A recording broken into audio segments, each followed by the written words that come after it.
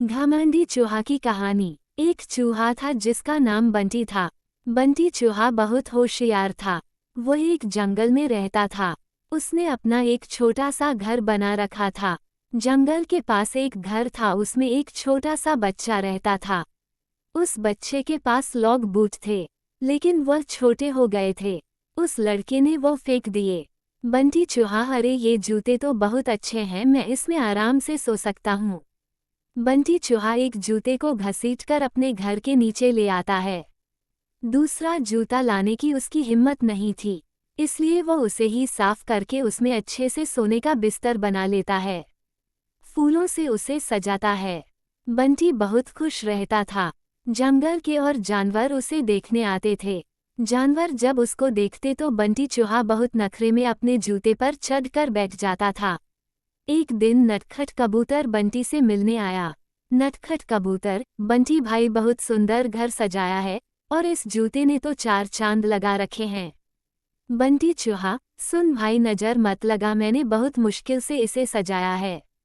तुम जैसों की नजर लगी, ये खराब हो जाएगा। नटखट कबूतर, भाई मैं तो तुम्हें बधाई देने आया था, लेकिन लगता है तुम्हारा घमंड तो 7वें आसमान पर है।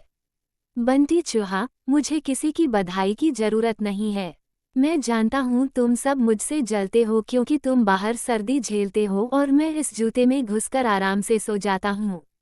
नटखट कबूतर बिना कुछ कहे उड़कर वापस चला जाता है। अब बंटी चूहा सारे दिन घूमकर खाना खाता और रात को अपने जूते में आकर सो जाता था। धीरे धीरे जंगल के सभी जानवरों से उसने बात करना बंद कर दिया था। अब उसका कोई दोस्त नहीं था। धीरे धीरे समय बीतने लगा। एक दिन रात के समय जंगल में तेज बारिश होने लगी। इस सब से बेखबर बंटी चूहा अपने जूते में आराम से सो रहा था। उसे बाहर के मौसम का पता नहीं लगा। बारिश का पानी बढ़ने लगा। जूते के तले में एक सुराख था, जिससे पानी जूते में भरने लगा। कुछ ही देर में बहुत सारा पानी जूते में भर गया। तभी बंटी चूहे की नींद खुली, लेकिन तब तक बहुत देर हो चुकी थी। पानी बढ़ता ही जा रहा था। उसे लगा कि वह अब मर जाएगा। बंटी चूहा जोर जोर से चिल्लाने लगा, लेकिन बारिश की आवाज में किसी ने उसकी आवाज नहीं सुनी। बंटी चूहे को अपनी मौत साफ नजर आ रही थी। वह जोर जोर से उछलने लगा। उछलते उछलते वह जूते से बाहर निकलना चाह रहा था, लेकिन जूता इतना लंबा था कि वह बाहर निकल ही नहीं पा रहा था।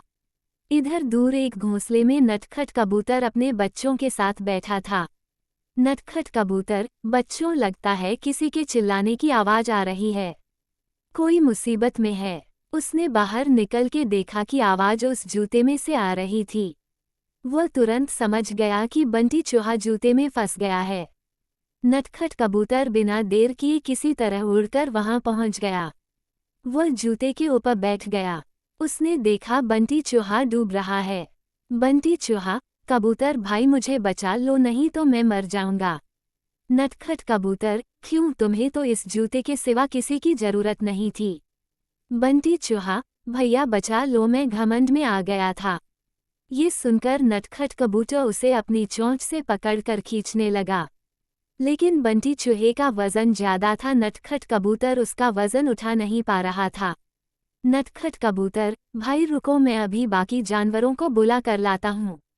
नटखट कबूतर जंगल में जाता है, लेकिन सभी जानवर बंटी चूहे की मदद के लिए मना कर देते हैं। तभी रास्ते में उसे कालू कौवा मिलता है। वो उसके साथ आ जाता है। दोनों मिलकर बंटी चूहे की एक एक टांग चोंच में दबाकर उड़ जाते हैं और उसे ऊपर बने घर में रख देते हैं। बंटी चूहा अपने किए पर बहुत पछताता है। अगले दिन वह जूते को खींचकर उल्टा कर देता है। उससे उसका पानी निकल जाता है। उसके बाद वह उस जूते को घसीट कर ले जाता है और नदी में फेंक देता है। ये देखकर नटखट कबूतर और कालू कौवा बहुत खुश होते हैं। फिर बंटी चूहा सब जानवरों के पास जाकर सबसे माफी मांगता है।